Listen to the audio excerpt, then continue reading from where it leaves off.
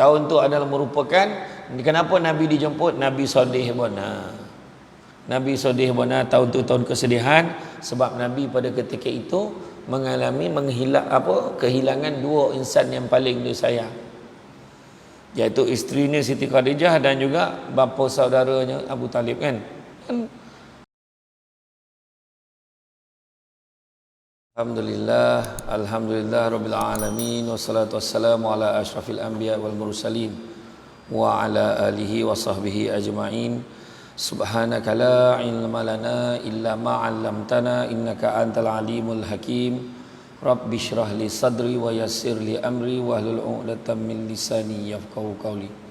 Alhamdulillah, syukur kepada Allah SWT kerana dengan limpah dan izinnya dapat kita bersama pada malam ini. Terima kasih banyak saya ucapkan kepada Tuan Pengerusi acara, bahagia Tuan Pengerusi Masjid Bandar Spring Hill, bunyi macam luar negara kan.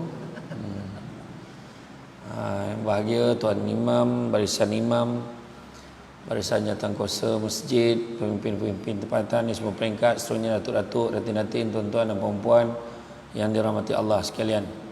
Bersyukur kita kepada Allah SWT. Malam ni dapat kita bersama-sama dan berada di dalam majlis ilmu yang mana ramai orang nak datang tapi tak dapat datang. Kan? Ramai orang datang tak dapat datang. Ada orang macam-macam keuzuran kan. Tapi Allah Ta'ala pilih kita. Ada orang nak datang benar dah tapi last minute kan. Ada orang tu pula datang rupa-rupa semalam ceramah tu. Macam-macam ada juga kan. Macam-macam lah kan. Jadi alhamdulillah malam ni dapat kita berjumpa. Dan lepas ni kan saya nak ke Perak pula. Esok pagi pula kan, kuliah subuh. Lepas tu pergi pula Seremban balik.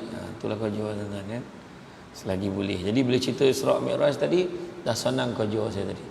Pengerusi majlis dah baca dah surah tu siap-siap. Nak jimat masuk naik ke SOP kan. Jadi saya setengah sambung lah kan. Kan itulah dia peristiwa yang kita diceritakan, digambarkan pada setiap tahun. Cuma kita kena berfikir dengan lebih dalam lagi. Berfikir lebih dalam lagi sebab apa? Sebab apa yang kita ada hari ini tak sama dengan zaman Nabi.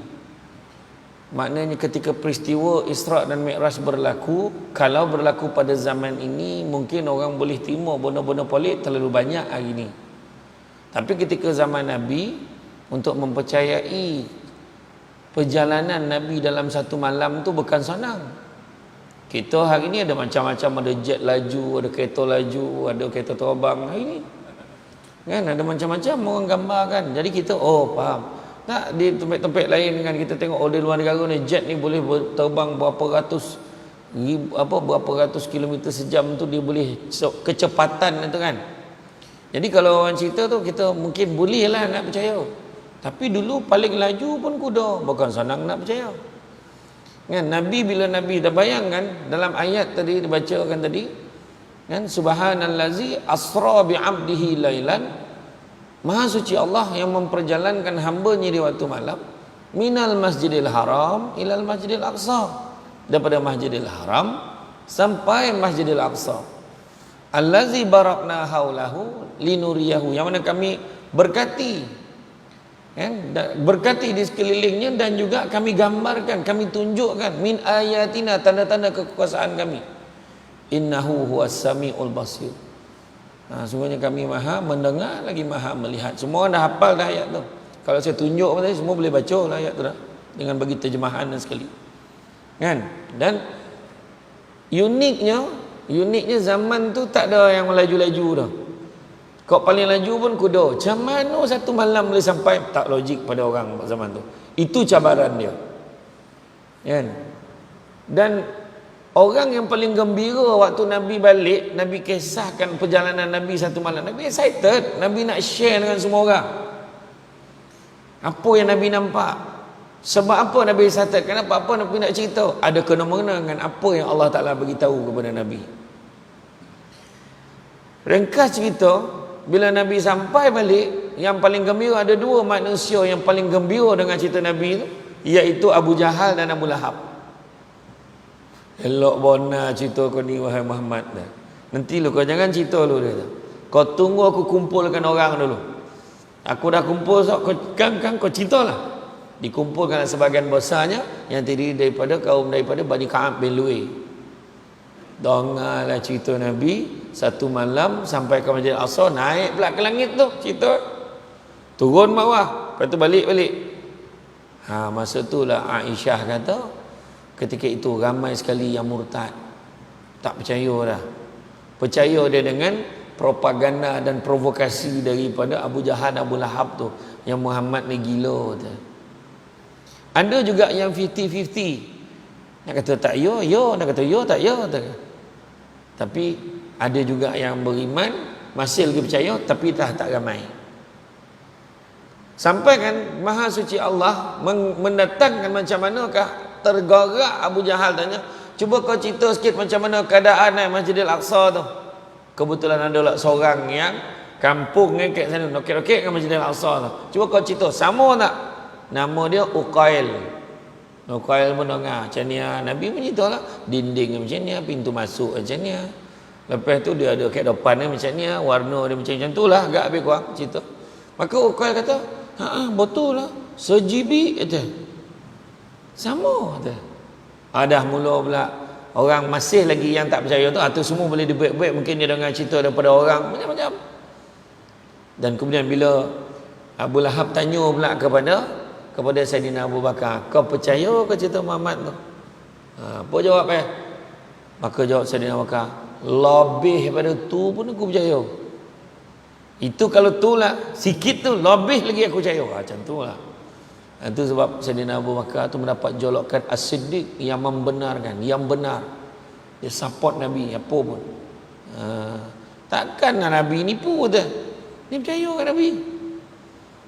Tu kisahnya kan. Jadi habislah ceramah malam ni. Kan susah warna dah kan.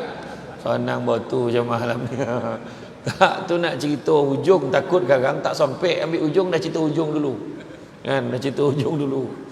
Jadi sebelum Nabi berjalan ni nak cerita dalam surah tu disebut subhanallazi asra bi'abdihi lailan. Maka kita sebagai orang Islam yang beriman kena percaya, wajib percaya memang tubuh badan Nabi itu sendiri yang diperjalankan. Sebab ayat tu asra bi'abdihi lailan, memperjalankan hambanya. Dia tak sebut asra bi ruhi abdihi, bukan memperjalankan rohnya, bukannya bayangannya. Tak, memang tubuh badan Nabi. Sebab apa? Innahu huwas samiul basir. Allah Maha mendengar, Allah Maha melihat. Dan juga min ayatina, digambarkan tanda-tanda kekuasaan kami, kekuasaan Allah tu.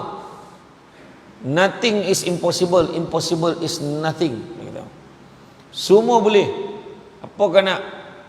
Tahun tu adalah merupakan, kenapa Nabi dijemput? Nabi Sodih Bona.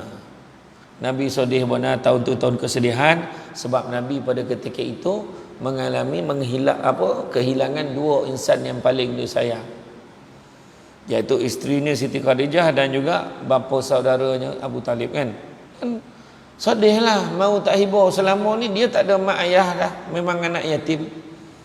Yang support dia, yang selama ni bagi sokongan moral ni kan, dua tu lah kan, yang apa orang kata, yang menjadi kekuatan dia. Tapi sedih lah, sedih. Bila sedih-sedih tu Allah Ta'ala datangkan jemputan nak ngajak dia, nak jumpa. Allah Ta'ala nak jumpa kau, mau tak riang Nabi. Datang pula bukan naik Alphard kan, tak main lah kan. Alphard Wayfire pembarang kan, Mustang buruk kan, buruk melaju kan.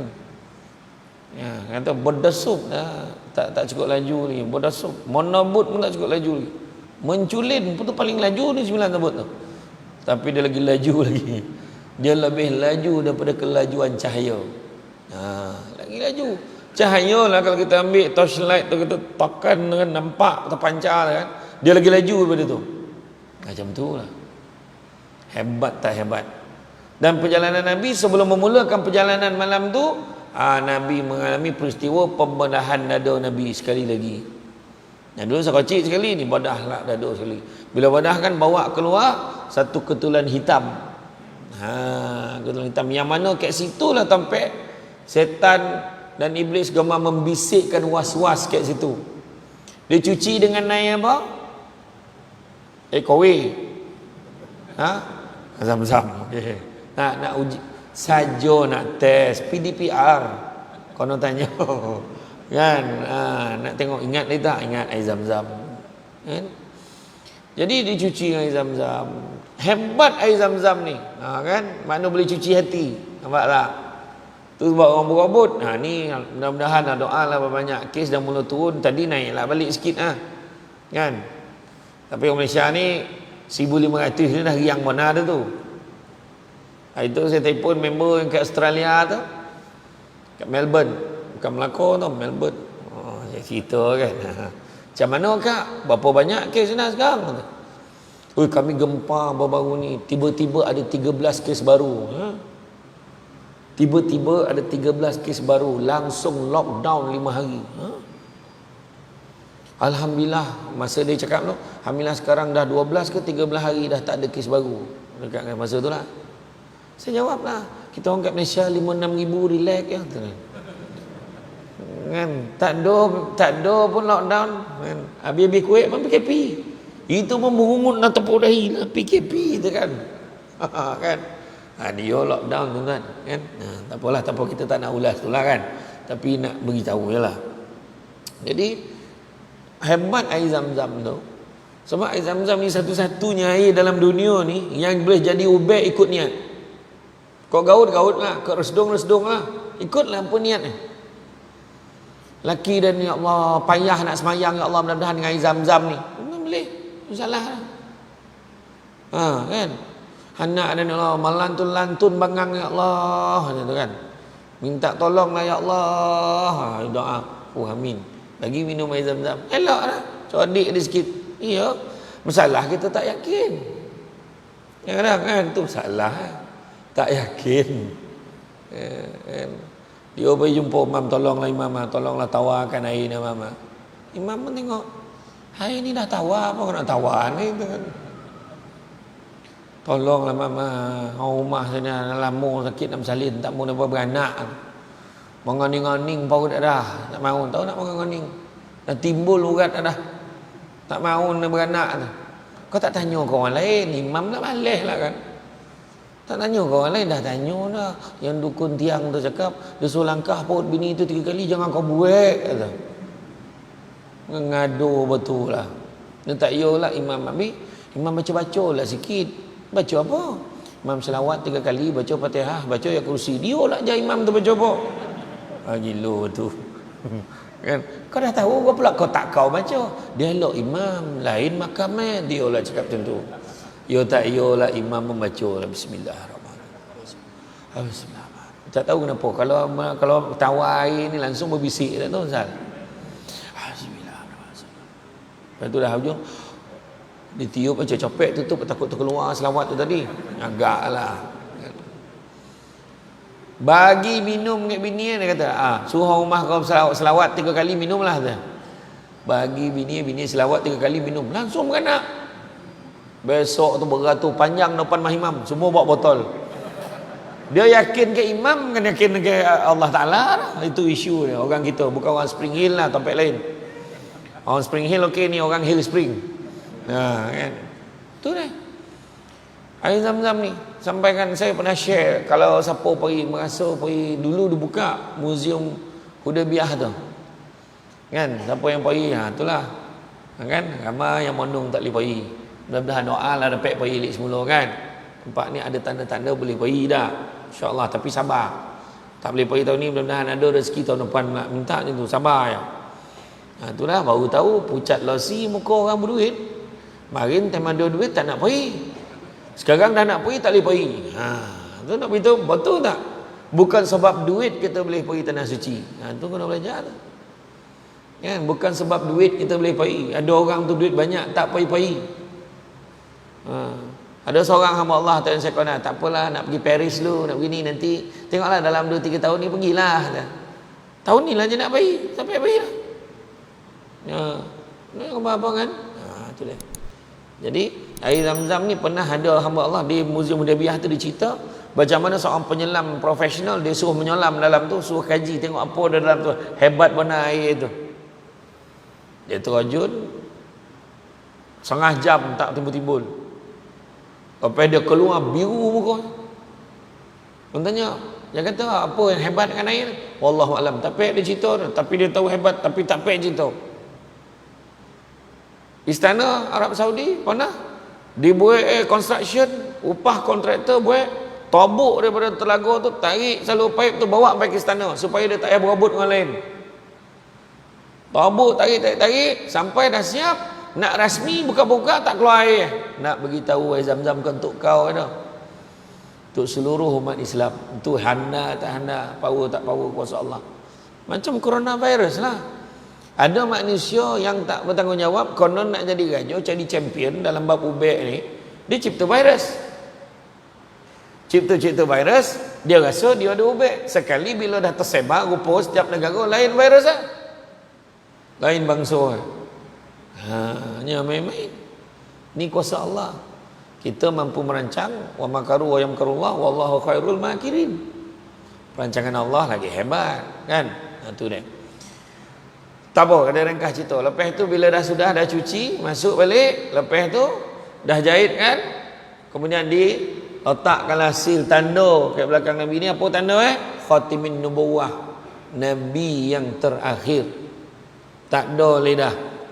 Kau ada yang mengaku lagi kan? Itu kan ada. Dia Nabi untuk kaum Melayu teh. Orang mana Spring Hill teh? Contoh kan. Gila kerja tu, jangan jauh kan. Tak ada mana dah kan. Kita kan ingat kita ni. Sebab bono di gambaran yang dicerita ni, hari ni ada lagi teruk. Bukan Nabi terakhir, macam-macam ajaran. Kan boleh nak perempuan jadi imam. Hari ni banyak. Kan? Yo tuan, polik tak macam-macam mana polik. Cerita peristiwa Nabi Lut dulu. Hari ni ada tak? Ada. Torang-torang. Macam mana bala tak sampai? Kan? Tuan, torang-torang. KKLA pakai jubah, tiba-tiba depan Kaabah pakai telokong. Kan pelik tu. Dan dia kata tak ada apa-apa pun, langsung PKP.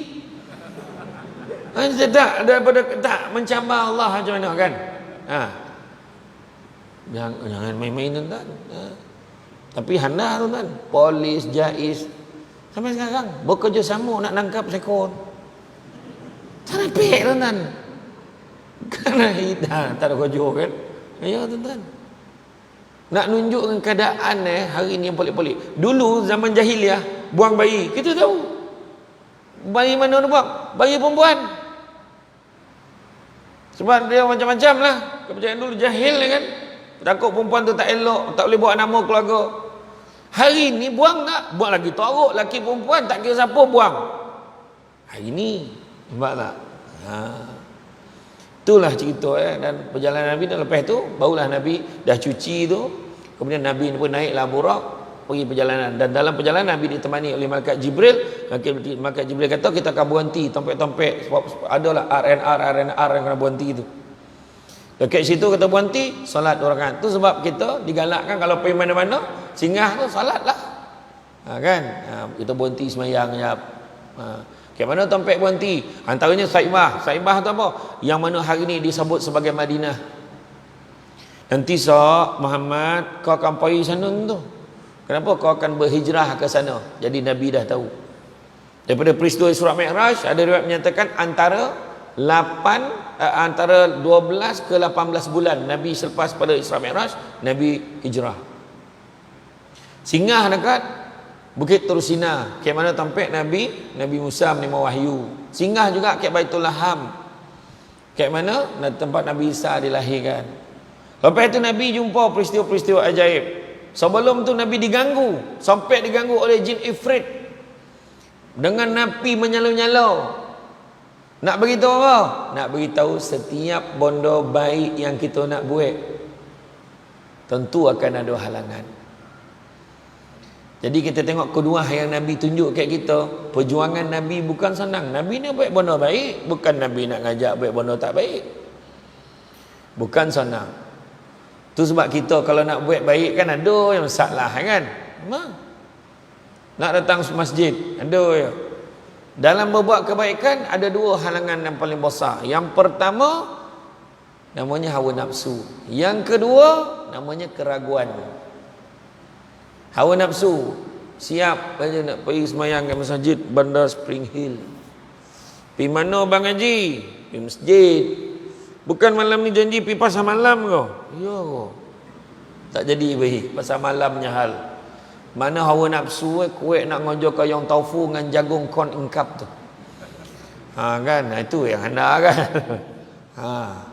Jadi kena kuat ataupun alah ayah kata malam ni nak ajak makan luar. Aduh. Jadi macam mana nak mengatasi hawa nafsu ni? Bermujahadah, makna kena berjuang. Kena berjuang sikit nak lawan hawa nafsu tu. Contoh, bang, khabar kata malam ni pergi pasar malam. Tak apa, bang pergi masjid kau jap balik dengan terbaik lah. Sampai tu. Nampak kuat dia. Kan? Ayah yang kata nak pergi ajak makan luar. Halahkan balik dengan terbaik lah. Kau dah lamik buka lah. Kita kan dah PKPB. Lamik tutup kedai tu. Sampai makan kat luar ni. Oh, yelah kita orang tunggu. Orang perempuan kan. Siap telakung ke 7 tu. Allahu Akbar. Dia tunggu iklan. Iklan pertama kata telakung. Tak semayang ni tenang. Cerita apa? Rahimah tanpa rahim. Tak, bukan. Pujaan hati kanda. Kan apa? Saya tahu tajuk tahu nak tanya. Ada ke tak cerita tu? Pujaan hati kanda. Ada. Cewek tak reti lah, nyampah pula kata kan. Contoh lah kan. Tak, bukan orang sini baik. Dia tak apa tengok. Ya. Tak, kadang kan halangan yang hawa nafsu tu kan. Pakai telakung. Kali kedua iklan berlari dia. Bismillah. Laju semayang. Anak pula. Dah start dah. Langsung 2 rakaat yang maghrib malam tu. Parah tu kan. Dramanya pasal kan. Contoh hawa nafsu. Keraguan pula. Keraguan sebab dia hati ni kita cuma tak cakap tapi dalam hati tu tak yakin sebab pahala tak nampak. Itulah dia kan? Jadi mana kata keraguan ni nak atasi dengan cara apa? Datang masjid selalu, ikut kuliah. Setiap malam ada kuliah kat masjid ni. Datanglah, jangan pilih-pilih penceramah. Sini bagus sebab saya dipahamkan masjid ni kuliah subuh pun memang macam ni lah ramai. Saya dengar lah. Ya tak kan? Hampir. Amin. Oh amin. Tak, bila saya cakap tu ada yang terperanjat ni. Ya kau dari depan tu.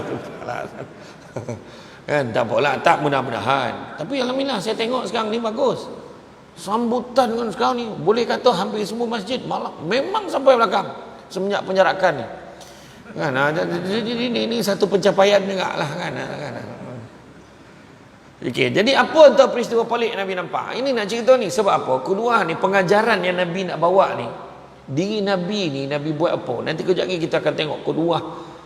Kita dah tahu dah. Maulud itu ceramah ustaz tu dah beritahu dah.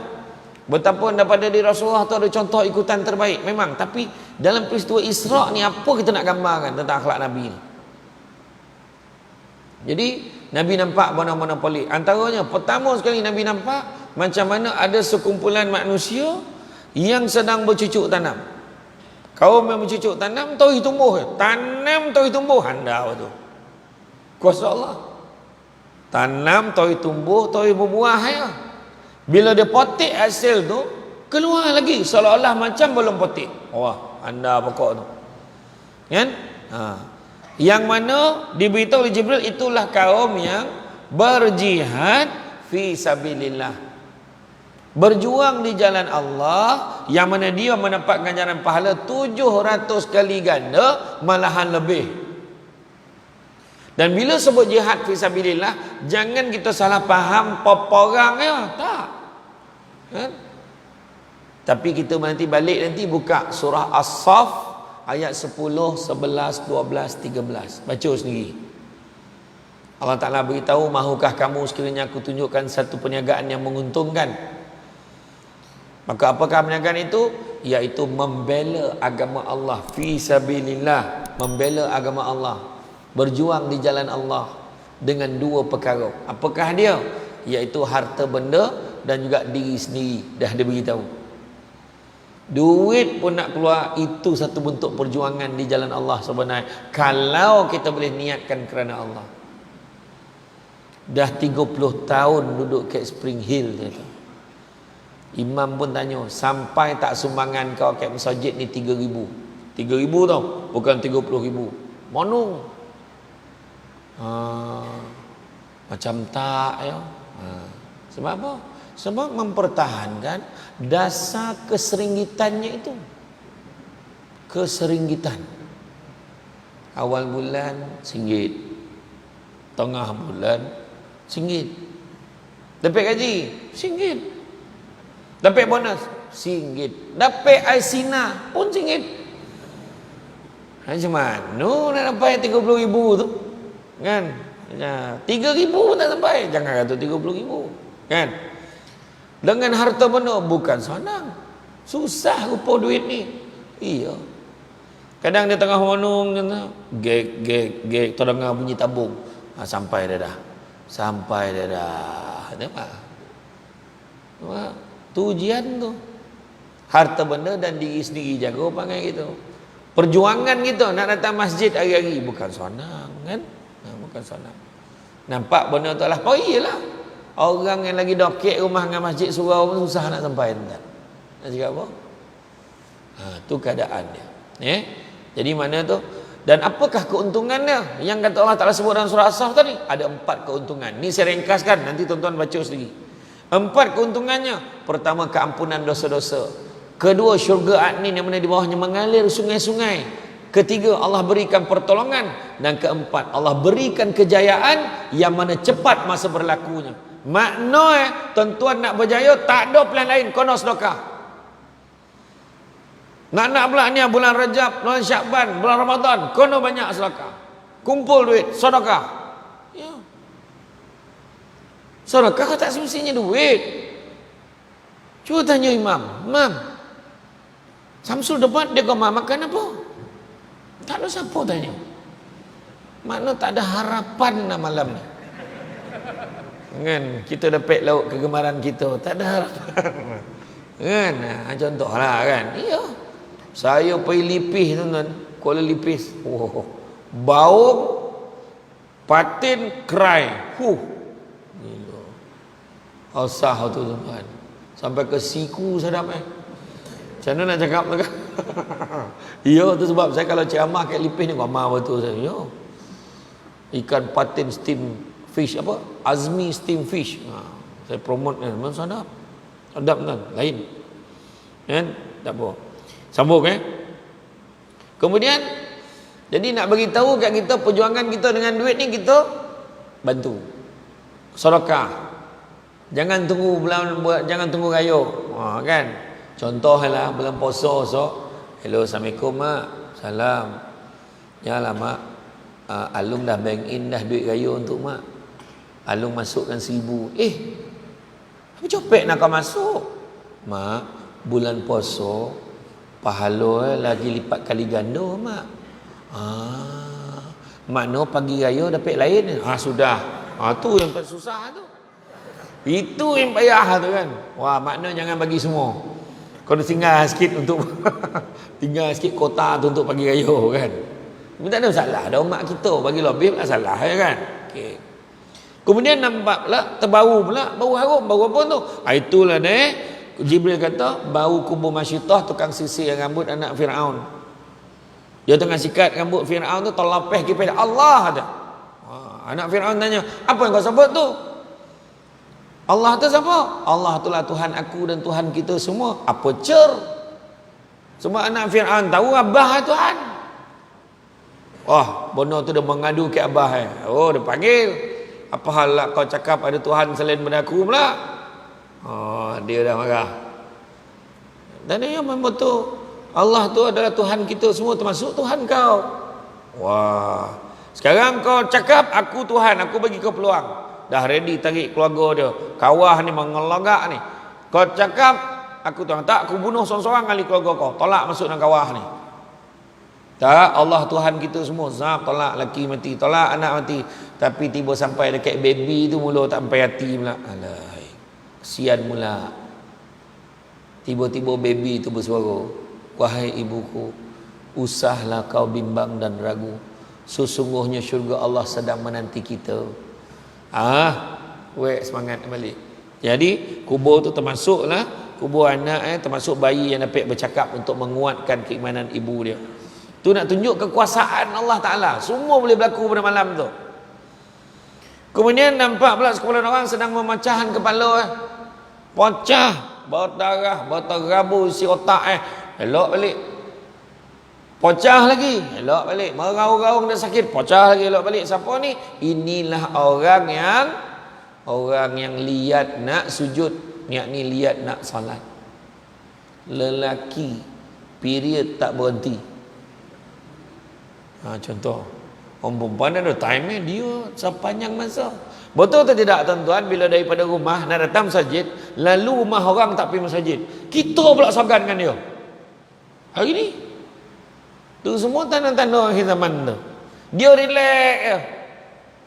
Kita ni nak hon ke tidak ni dia ni. Buatlah tak nampak dia. Waalaikum. Dia relax ke dia. Nampak tak?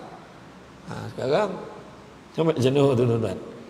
Kemudian nampak pula orang yang menutup kemaluan yang kubur dan dubur depan dan belakang, sambil dihalau seolah-olah macam binatang ternakan, dan dalam mulut menelan bara api dan juga batu daripada api neraka.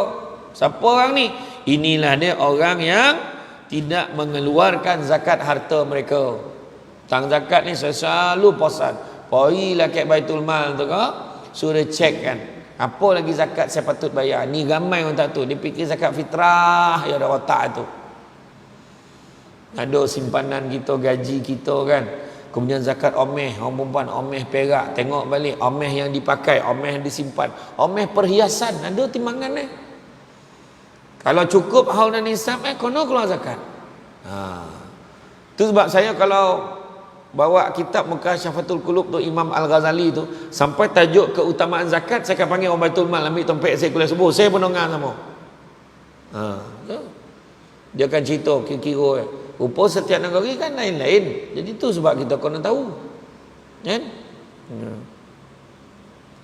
Tu setiap kali bulan puasa dia mula tanya, ustaz, kalau kita kerja di Seremban, kampung di Kelantan, kita yang afdalnya bayar kat mana?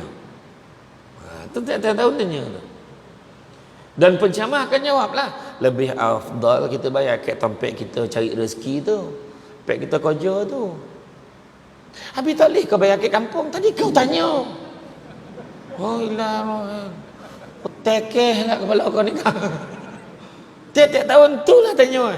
Habis tak boleh kau. Tadi kau tanya mana yang afdal. Boleh ke tak boleh? Boleh. Nak bayar kampung, bayarlah. Morning kan. Saya dengan Samsul Rau ke Bukit Aman, Masjid Bukit Aman. Dia tanya, Ustaz, nah, kalau waktu puasa tu kami baru kahwin, kami bersama, tiba-tiba azan, macam mana? Baguslah perempuan tu tanya. Sampai Samsul Rau biar dia jawab, apalah kau kahwin lagi lama daripada aku, kan? Betul sih. Saya pun tanyalah balik, Kak, masa tengah azan tu, azan zuhur ke azan apa? Dia tanya azan subuh lah. Okey, azan subuh. Masa azan tu sedang ke dah sudah? Saya tanya. Ramai merah muka Kak tu. Tak apalah, tak payahlah jawab Kak. Biar saya jawab, saya kata. Kalau dah sudah tak apalah. Pergilah masuk bilik air, mandi apa semua. Apa tu? Semayang, puasa macam biasa. Oh boleh. Tapi kalau sedang dalam proses, tiba-tiba dengar azan, berhenti, macam tu Tapi kalau sikit lagi, tak boleh. Jangan ya. Yang faham, tak faham sudah. Tak ada pen nak urai detail, budak-budak ramai ya, macam tu. Kemudian nak azan dulu.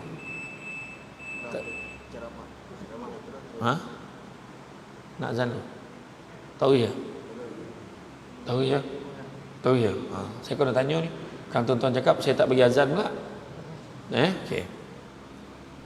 Kemudian nampak pula lelaki yang berenang dalam sungai darah sambil dilontar dengan batu. Siapa orang ni? Orang ni orang yang makan interest, makan riba. Sedangkan Nabi pesan kan di penghujung hayat Nabi pesan enggak kayak gitu sekali lagi. Sesungguhnya segala urusan yang berkaitan dengan riba dihentikan mulai sekarang. Nabi dah beritahu. Saya dicek balik bank itu. Bank itu masih lagi ada tak sistem tu. Kebanyakan bank-bank utama di Malaysia dia ada produk perbankan Islam. Kalau kita masih lagi pakai produk lama, maka kita minta tukar. Macam tu. Ya. Kemudian lelaki yang menghimpun seberkas kayu. Tak terbawa dah, minta lagi bekas kayu lain. Orang yang dah ada amanah yang tak terbawa, minta lagi amanah yang lain. Jangan minta-minta jadi wakil rakyat. Ni nak mula ni bergaduh ni. Pak tak? Jangan minta-minta, bergaduh. Ketua kampung dia, ketua lorong dia, ketua runabout pun dia. KRT pun dia, khairat kematian pun dia, habis segala dia. Lepas tu dia sebut cakap, aku ni banyak betul jawatan aku. Kadang-kadang penat. Dia cerita kan. Yang tak tahu menyampah dengan dia tu. Ya, tapi kalau lah orang dah pilih kita, anggap dia sebagai satu amanah. Jangan minta-minta. Tengok Khalid Al-Walid, Panglima Angkatan Tentera antara yang terkenal dalam sejarah Islam.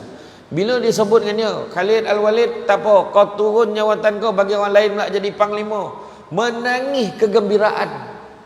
Alhamdulillah, aku tak payah bawa lagi dah beban amanah ni lagi. Kata, Mbak, cuba kita. Dan donga-donga, ada ketua kampung baru. Bukan kau lagi dah. Donga suat tauliah, tak silap dan berat. Dan tak halalkan dia jadi ketua kampung lah. Apa hal pula kau? Contoh, tapi bukan kat sini tau. Sini okey, tempat lain. Tempat lain. Kan? Ya, masalah kan? Bergaduh nak jawatan. Pun tak ada bondo pun. Kasihan tuan-tuan. Kasihan pengurusi wisata penduduk. Okey ke tak ada? Konyang. Konyang kau nak balun dengan orang. Depan memang elok. Macam tu, sihat tu. Tak okey tu. Belakang berbakul dibalun dengan kawan tu. Tak berguna, makan duit haram. Semua cakap kan?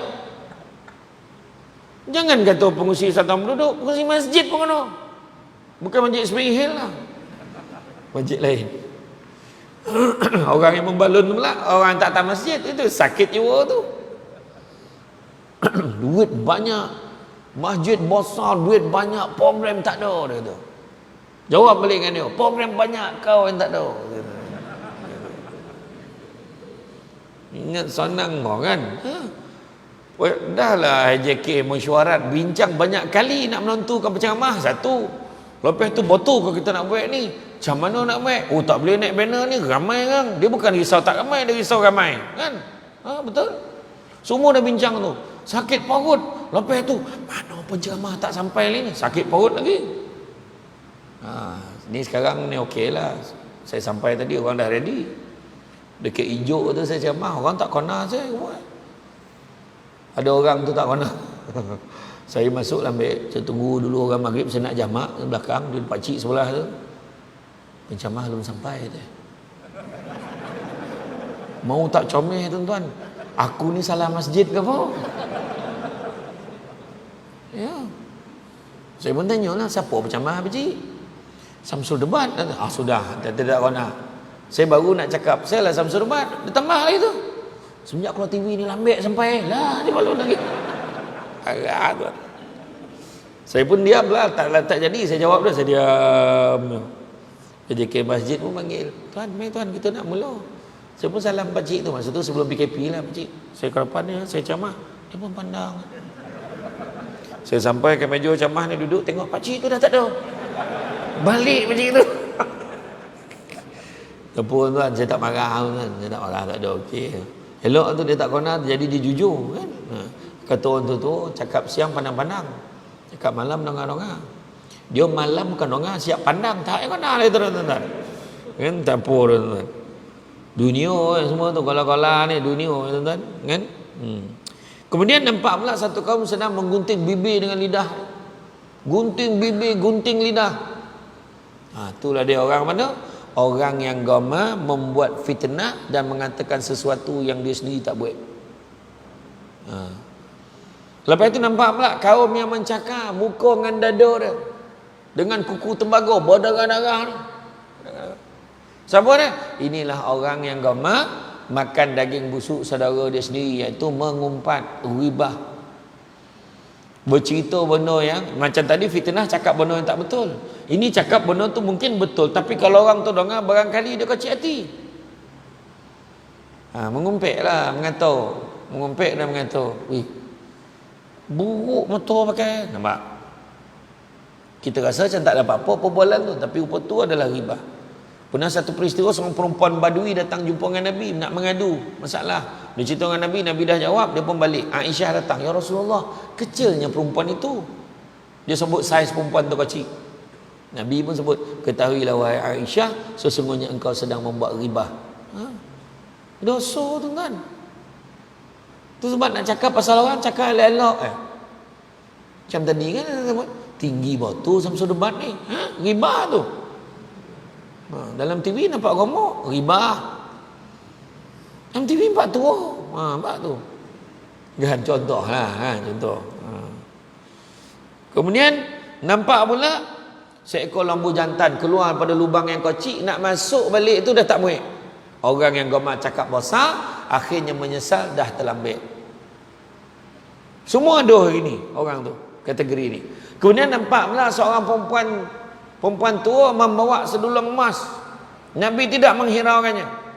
Kata Jibril, kalaulah Nabi layanlah orang dengan ramai ni tadi, nescaya ramailah umatnya yang akan mengutamakan dunia daripada akhirat.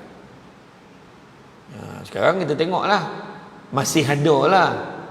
Cuma ramai lagi lah orang yang tidak mengutamakan dunia tu. Tapi ada tak? Ada. Ingat tak Nabi pernah sebut ni pasal isu sekarang ni, isu kalimah Allah. Kalimah Allah. Sibuk nak pakai. Kalimah Allah, Baitullah, Kaabah. Apa satu lagi? Kan? Baitullah, Kaabah dengan Allah nak pakai. Yang tak faham tu, semenjak daripada merdeka sampai sekarang, tak ada kau pakai dan tak ada masalah apa-apa. Kau pun kau nak benar pakai perkataan tu. Kan? Memang kita kena buat rayuan kat mahkamah rayuan, memang betul. Tetapi rayuan kita, saranan saya bila kita bawa buat rayuan sampai ke mahkamah rayuan, kita kalau betul kita boleh menang kes tu, kena buat satu ketetapan, minta hakim buat satu ketetapan. Jangan ada lagi dah tuntutan berbangkit macam tu lagi. Dulu dah pernah sekali tak berjaya, dah buat lagi. Dalam Perlembagaan Persekutuan dah beritahu, agama Islam agama rasmi persekutuan, tapi agama-agama lain bebas untuk diamalkan dengan aman dan harmoni di mana-mana bahagian persekutuan. Maksud aman harmoni, tak boleh kacau agama Islam ni. Tu maksud Jadi apa benda kau masalah nak pakai tu? Bahaya. Itu yang Nabi sebut kan, dalam hadis Nabi sebut, pada satu hari nanti akan tiba masanya semua bangsa-bangsa seluruh dunia akan mengelilingi, mengerumuni orang Islam umpama nak menjamah hidangan. Sahabat tanya, kenapa macam tu Rasulullah? Adakah orang Islam tak ramai masa tu? Malahan orang Islam cukup ramai masa tu. Tetapi Allah cabutkan perasaan gentar dalam hatinya. Dan pada ketika itu walaupun orang Islam ramai, tapi tak ubah umpama buih di lautan. Kenapa pula? Sebab orang Islam pada ketika itu dilanda penyakit wahan. Apa penyakit wahan ni? Cinta dunia dan takut mati. Nak pertahan kalimah Allah tu banyak fikir. Jap, nanti lu Kang jadi apa-apa Kang, bono ni bahaya ni. Nampak? Banyak benda fikir. Kang kita cakap kan habis duit kita ni Kang. Cakap kan habis pangkat kita ni Kang. Mungkin tu pertimbangan. Nampak? Paling tidak tuan-tuan nyatakan, sesungguhnya saya sebagai orang Islam tidak bersetuju dengan keputusan ini. Mana kita tulis dalam Facebook, tulislah dalam WhatsApp, menjadi pilihan kita. Itu pun kehana dah tu, dengan lisan kita kan, lisan berjari. Okey tu. Tapi adanya tak apalah, kita jaga kita sudahlah. Tu marah kan tu. Kan? Memang dah zaman dia. Tak adalah seorang kan. Tapi bukan tu tajuk kan. Tak apa. Kemudian seorang perempuan tua yang duduk di tengah jalan, kan? Kemudian cuba nak bertanyakan sesuatu, terbongkok-bongkok ni nak tanya sesuatu kepada Nabi. Kata Jibril, itulah orang yang mensia-siakan umurnya sampai ke tua. Kemudian nampak pula seorang perempuan tua yang bongkok tiga. Jibril kata pula, siapa dia ni? Inilah dia dunia, wahai Muhammad. Dah tua bona dah, tunggu masa nak kiamat. Zaman Nabi dunia dah tua, tunggu masa nak kiamat. Zaman kita lebih lagi. Itu sebab tanda-tanda tadi semua dah ada. Okay. Dan sampai di Masjidil Aqsa, tak boleh saya ringkas. Sampai di Masjidil Aqsa, Nabi masuk semayang, semua orang tahu Nabi jadi imam, yang mana makmumnya segala para anbiya dan mursalin, nabi-nabi dan rasul jadi makmum. Hebat Nabi kita. Habis semayang, Jibril bawa. Sebab apa? Nabi kata, aku haus wahai Jibril, bawa 2 bekas air. Mana kau nak? 1 arak, 1 susu. Ambil susu. Kata Jibril, dia membuat pilihan yang tepat. Sebab apa? Kalau pilih arak, tentu ramai umatnya yang sesat. Dengan tahap tak pilih arak, ramai sosek ini. Kan? Kemudian Nabi naiklah satu tangga. Datanglah Mi'raj tu. Tangga tadi naik 1 tingkat, 1 langit. Kan mula-mula jumpa dengan Nabi Adam AS. Kemudian jumpa dengan Nabi Isa, dengan Nabi Yahya. Kemudian jumpa dengan Nabi Harun, jumpa dengan Nabi Idris, kemudian jumpa dengan sampai tanggal ke-6 jumpa dengan Nabi Musa AS. Dan Nabi Musa AS cuba kau dongak sikit, ternampaklah 70,000 umat Nabi kita, umatnya yang dikatakan akan masuk syurga tanpa hisap. Direct masuk, tak ada tanya-tanya oleh dah. Mudah-mudahan kita masuk dalam senarai itu. Amin ya rabbal alamin. Naik langit ke-7, berjumpa dengan Nabi Ibrahim yang sedang bersandar di Baitul Ma'mur, yang mana dihadapi ni di depannya semua umat-umat Nabi Ibrahim. Maka pada ketika itulah Nabi Ibrahim beritahu ke Nabi kita, dia kata, wahai Muhammad, nak beritahu kau sikit, tak pernah aku tengok umat yang paling masakin sekali umat kau lah. Apa pula kata? Kenapa kata? Umur dah lah tak panjang, pemalas beribadah. Setuju tak? Betul kan? Setuju. Sama lah. Termasuk yang cakap ni. Kan cakap orang dah. Betul. Kok zikir sikit-sikitnya. Kan? Tadi bila imam astaghfirullahalazim la ilaha illa huwal hayyul qayyum wa atubu ilaih. Astaghfirullahalazim la ilaha illa huwal hayyul qayyum wa atubu ilaih. Biasa 3, tiba-tiba malam tu dibalun 10. Tengok orang belakang. Alah panjang pula dia. Nampak? Itu baru lebih 7 tu. Kan? Iyo. Kadang zikir panjang sikit, pergi kuning kenara. Jangan dapat pondok saya pondok asah punya imam. Memang zikir panjang, dah hilang lutut baru doa. Kan? Panjang zikir kan. Tapi elok tu sebab kalau tak sebab dek tahlil tu zikir panjang, time lain belum tentu baik sendiri. Nampak tak? Sebab kata Allah yarham Syekh Murtada dulu, barulah berbaloi lah udang galah kat dapur tu. Kan? Orang ponek masak pun tak habis lagi dia. Al-Fatihah. Dah doa dah. Tapi betul dua dalam kenduri tahlil, tuan-tuan jangan orang cakap, orang yang cakap tu kenduri tahlil ni bid'ah semua neraka tu. Sadap kau bercakap. Kan? 2 pahala paling besar dalam kenduri tahlil. Pertama zikir, kedua makan. Ya, sebab makan tu sedekah. Kan? Jadi jangan kesian, makan betul-betul. Kan? Tuan rumah hanya hajat makan. Jadi Nabi Ibrahim kata, nak apa nak buat? Kau suruh umat kau tanam tanaman syurga. Apa dia? La haula wala quwata illa billahil azim. Atau dalam riwayat yang lain sebut, subhanallah hamdulillah wala ilaha illallah wallahu akbar wala haula wala quwata illa billahil azim. Itu dia. Amalkan tuan-tuan. Yang mana ini adalah khazanah pada syurga, yang mana diturunkan hanya untuk umat Nabi Muhammad SAW sahaja. Tidak untuk umat-umat yang terdahulu sebelumnya. Tak. Amalkan. Kemudian naik pula lagi dekat tempat yang dinamakan sebagai Al-Kursi, kan? Berkebetulan dengan dahan pokok Sidratul Muntaha. Masa inilah Nabi menyaksikan keajaiban pada pokok itu. Sungai tak berubah, sungai susu, sungai arak, sungai madu lebah. Kemudian nampak pula dapat menyaksikan sungai Al-Kausar yang masuk terus ke dalam syurga. Di tangga ke-9, kemudian dia nampak seorang lelaki yang gaib di dalam nur arash, iaitu lelaki yang di dunia ni lidah asyik basah berzikir, hati tertumpu pada masjid dan tak pernah bercakap kasar dengan kedua ibu bapa.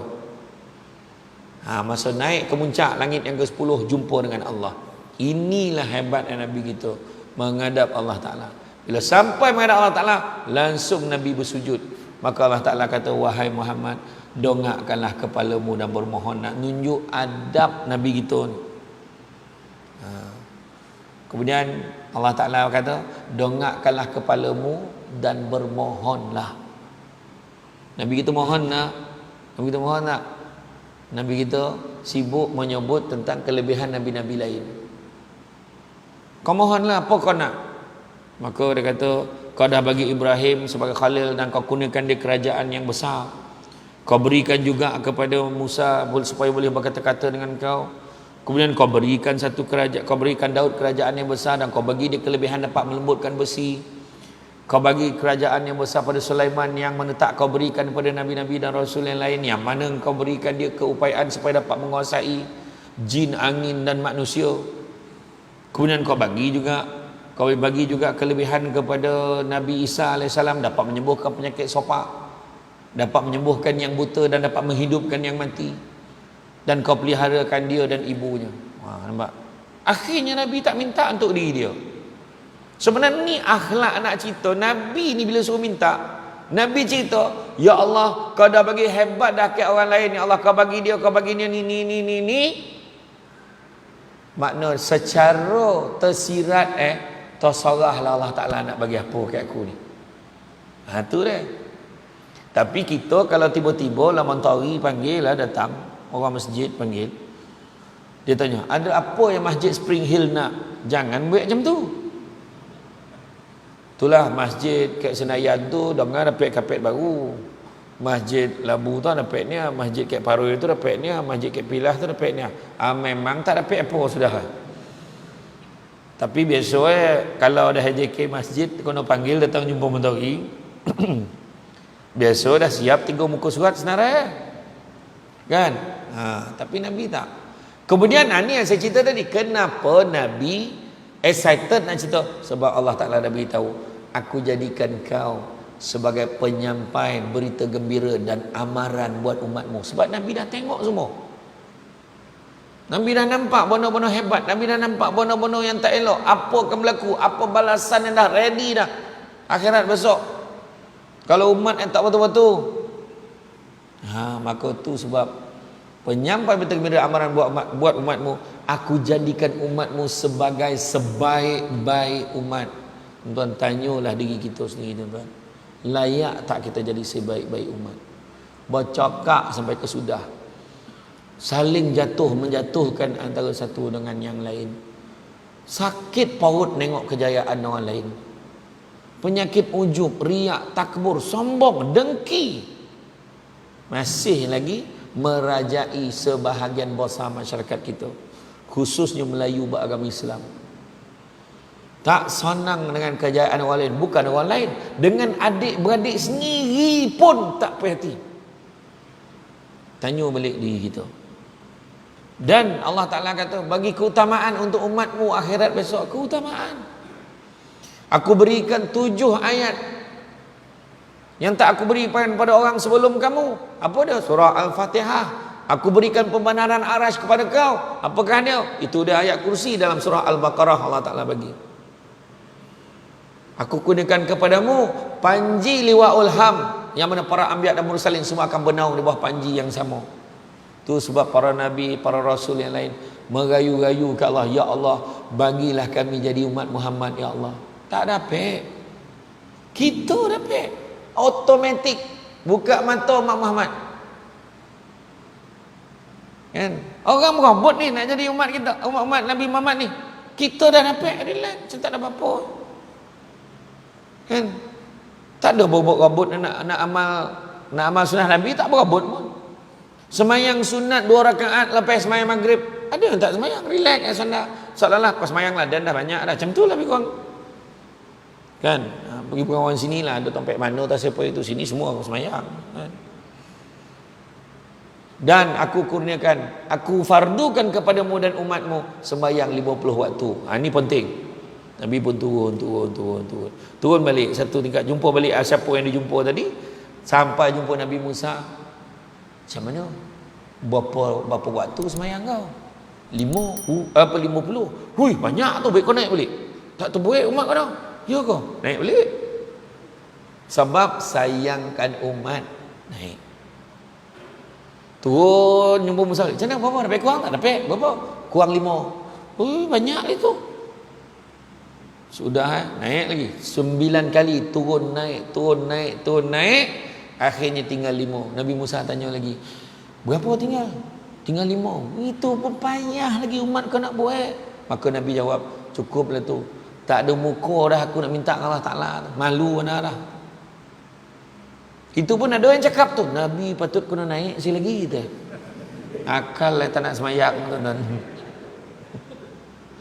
kan. Tapi betul ke tidak? Memang betul. Cuma ramai juga yang tak tahu antara sebab Nabi Musa seronok suruh Nabi kita naik turun tu, sebab Nabi Musa seronok tengok nur Allah terpancar pada wajah Nabi kita. Setiap kali naik tu turun nampak seronok Nabi Musa. Sebab Nabi Musa dapat berkata-kata dengan Allah, tapi belum dapat bertemu dengan Allah. Tapi Nabi kita face to face. Macam tu lah tuan-tuan. Jadi lepas tu turun sampailah ke Masjidil Aqsa balik, naik burak balik. Itulah cerita. Pengajaran yang boleh kita ambil ini menggambarkan kehebatan Nabi kita. Dan Nabi kita ni seboleh-boleh nak bawa kita masuk ke dalam syurga. Nabi tak nak seorang pun tertinggal. Itu Nabi kita. Malahan kita tengok walaupun Nabi dah tak ada, masih ramai lagi angka yang sangat besar yang masih lagi berlumur-lumur masuk ke dalam Islam disebabkan mendengar kisah Nabi kita. Hebat Nabi kita kan. Jadi kita kena rasa bersyukur. Akhlak Nabi yang terbaik, khuluqil Quran, akhlak Quran, bukan galeng-galeng. Sampaikan Mahatma Gandhi pun cakap lah, tokoh-tokoh yang bukan Islam ni semua puji kalau Muhammad ni masih ada, tentu masalah dalam dunia hari ni takkan berlaku macam apa berlaku hari ni. Sampai sekarang dia diangkat sebagai pemimpin yang terbaik, the one and only. Dan begitu juga nak beritahu betapa solat ini merupakan satu ibadah yang sangat penting, kunci kepada segala ibadah. Jadi jangan kita ambil ringan. Malahan kita kena ambil satu pengajaran yang paling besar, betapa hebatnya kuasa Allah. Kun fayakun, kalau Allah Ta'ala kata jadi, maka jadilah ia.